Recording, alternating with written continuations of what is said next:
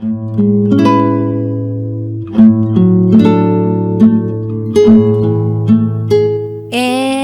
now, it's time for DJ Rocky's Secret Files.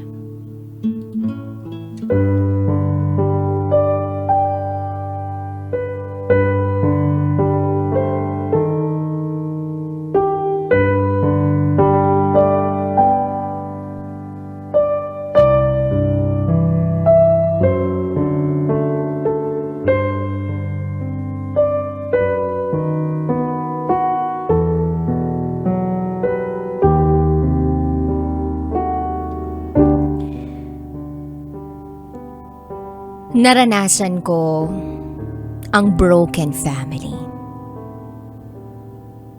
At yun din ang naparanas ko sa mga anak ko.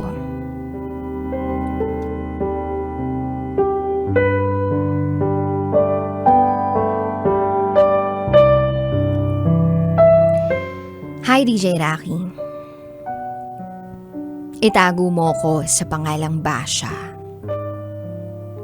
Isang OFW sa bansang Silangan. At ito, ang aking secret file.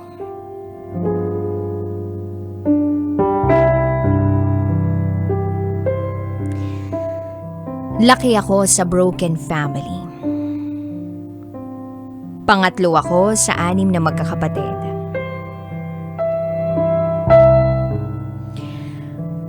Ako pa lang ang bunso noon. Meron ng ibang babae ang papa ko. That time, hindi pa tuluyang naghiwalay ang papa ko at mama ko. Kaya nasundan pa ng 3 ang mga kapatid ko.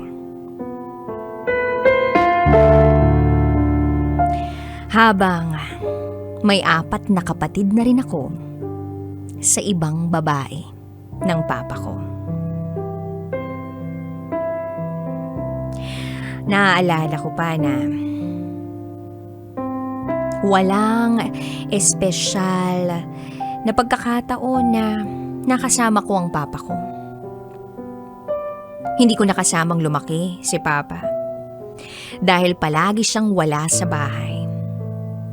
Lagi siyang nasa ibang pamilya niya. Kaya siguro nasanay ako na puro gala, inom, at barkada. Kasi wala akong papa eh. Wala akong papa na nagbabawal sa akin.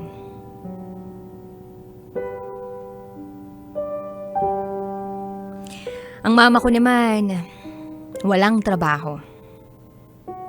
Kaya, ang ate at kuya ko ang bumuhay sa amin. Fast forward, nakagraduate ako ng high school. Then nakilala ko ang isang lalaking itago natin sa pangalang Roel. Hindi siya ang unang boyfriend ko. Although, marami na akong naging relasyon na hindi man naging maganda ang resulta. Pero, hindi ako nag-stop mag-hope na darating din yung tamang tao para sa akin. Kaya nung naging boyfriend ko na si Roel, masasabi kong swerte ako. Dahil masipag siyang magtrabaho. Strong, independent man. Hindi ko naging problema ang load sa araw-araw. Dahil binibigyan niya ako ng load. At nabibilihan niya rin ako ng mga gusto kong pagkain. Then, nag-first year college ako. Mag-iisang taon na ang relasyon namin ni Ruel nang mabuntis niya ako. Pinili kong huminto na lang sa pag-aaral. Dahil nakasuporta naman si Ruel sa akin. Yes, DJ Rocky. Nung una ay nasusuportahan naman ni Ruel ang lahat ng kailangan. Nanganak ako, nakapagpabinyag kami, nang hindi nanghihingi ng pera kung kanino man. Kaya lang dumating ang isang dagok sa buhay namin. Natanggal si Ruel sa trabaho niya sa pabrika. Bumalik siya sa trabahong pagko-construction worker, na ang sinasahod ay 250 pesos sa isang araw. Year 2014 ito. Kaya naman kapos na kapos kami. Hindi kumakasya sa pangangailangan namin ang kinikita niya. Kaya naman naisipan kong maghanap ng trabaho. Nakapasok naman ako agad sa isang medyo malaking pabrika. Sumasahod ng minimum Manila rate. Plus paminsan, nag-OT ako. Lumipas ang ilang buwan, biglang naging tamad si Ruel. Panay siyang absent. Hanggang sa tuluyan na nga siyang hindi pumasok sa trabaho. At hinayaan niya na lang ako na ang magtrabaho. Sa bahay na lang siya, mag-aalaga sa anak namin. Pero dahil nasa poder kami ng aking lola, madalas akong umuuwi galing trabaho. Naaabutan ko ang anak namin sa pangangalaga ng lola ko. At ang sabi sa akin ng lola, si Ruel daw ay nasa galaan. Kung hindi maghapong uminom, ayun, naglalaro ng basketball. Hanggang sa nasundan ng ganong pangyayari. Nakakapagod. Naging ganoon ang routine namin. Ako na may pagod na pagod sa trabaho. Siya naman, masarap ang buhay na para bang wala nang balak maghanap ng panibagong trabaho. Kaya naman, nawalan ako ng gana.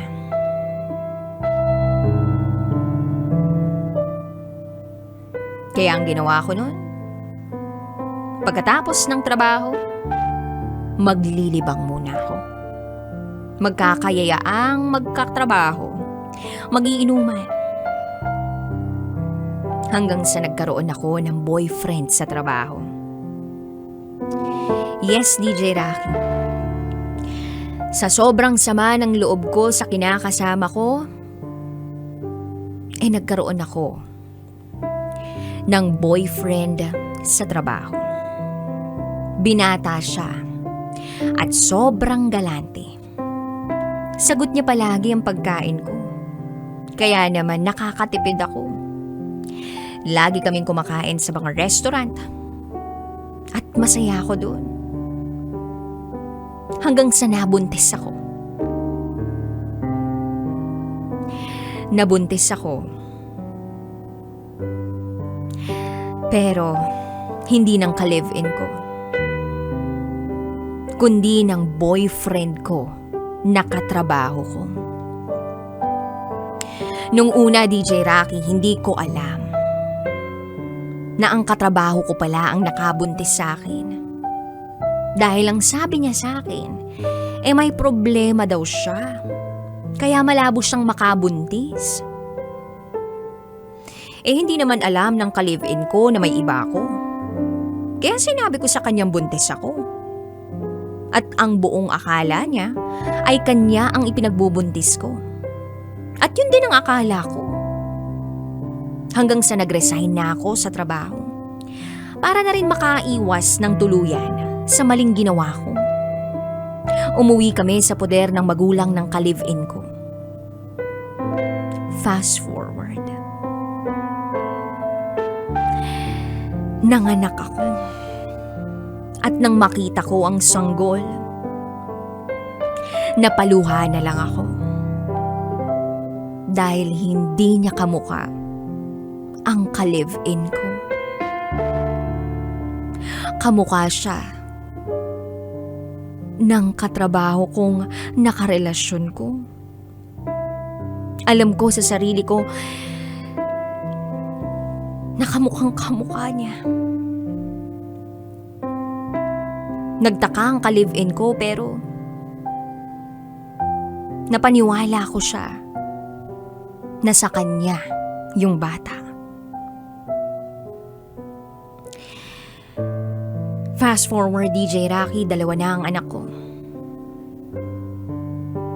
Pero hindi pa rin nagbabago ang ka-live-in ko.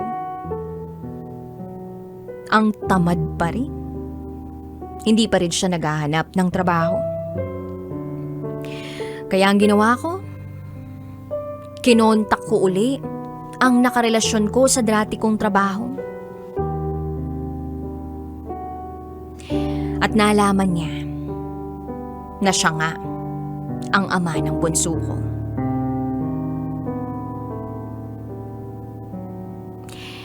Nagkaroon kami ulit ng ugnayan. Sinuportahan niya ako para makapag-apply ako ng trabaho. Naging kami uli ng tatay ng bunso ko. At nakapag-live-in ako sa bago para makatipid. Habang kami pa rin ng dati kong ka-live-in. Doon sila nagstay sa nanay niya kasamang panganay namin. At umuuwi ako doon kada sahod para magbigay ng pera. At DJ Rocky, ang pangit man sa pakiramdam. Pero may nangyayari sa amin ang tatay ng panganay ko. Habang may nangyayari din sa amin ang tatay ng bunso ko. Naka-live-in ko ngayon. Almost 1 year na ako sa trabaho.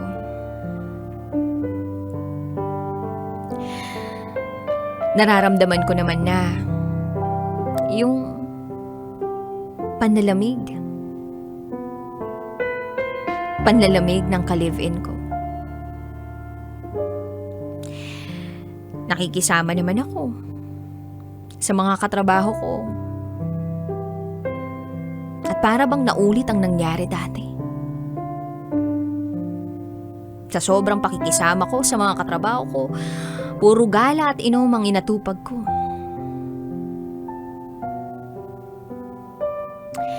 Hanggang sa may nanligaw na naman sa akin sa bagong trabahong pinasukan ko. Naging kami. Habang merong 2 lalaki sa buhay ko. Ang bait niya. At kahit alam niya na complicated ang sitwasyon ko, ituloy pa rin siya sa pagmamahal sa akin. Imagine, DJ Rocky, 3 na sila na gumagalaw sa akin. Minsan pa nga, kailangan kong umuwi sa anak ko sa loob ng 1 araw. Iba-ibang oras. Para lang magampanan ang tungkulin ko. Habang ang mga anak ko nasa pangangalaga ng nanay ng una kong ka-live-in. Kaya mas malaya akong nagagawa lahat ng gusto ko.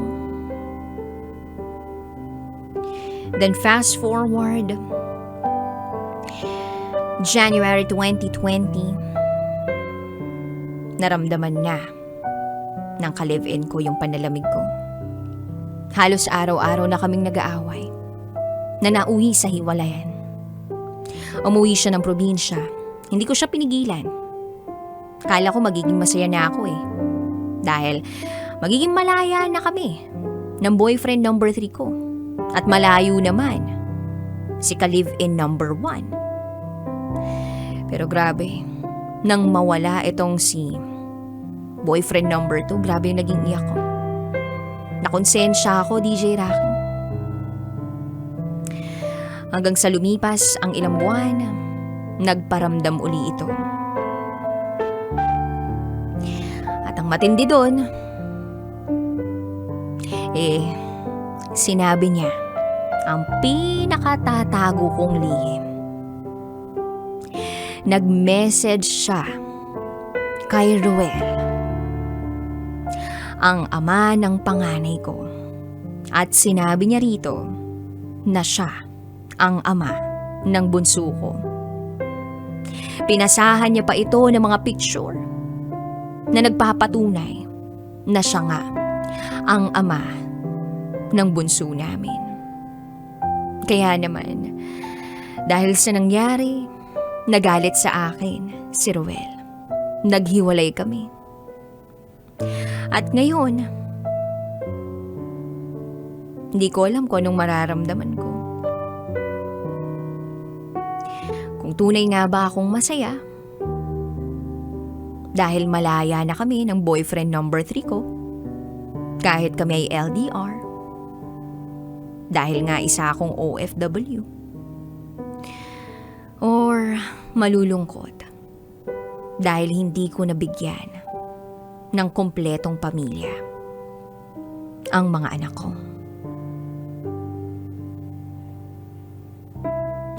Alam ko naging makasarili ako. At alam ko na hindi ko dapat na ipaparanas sa mga anak ko ang pagkakaroon ng broken family. Pero wala eh. Ito na talaga ang naging bunga ng lahat ng mga desisyon ko sa buhay. Ang kailangan ko nalang gawin ay ipagpatuloy ang buhay at sikaping ibigay ang lahat para sa aking mga anak. Hanggang dito na lang po, DJ Rocky. Muli, ako si Basha. At ito ang aking secret file.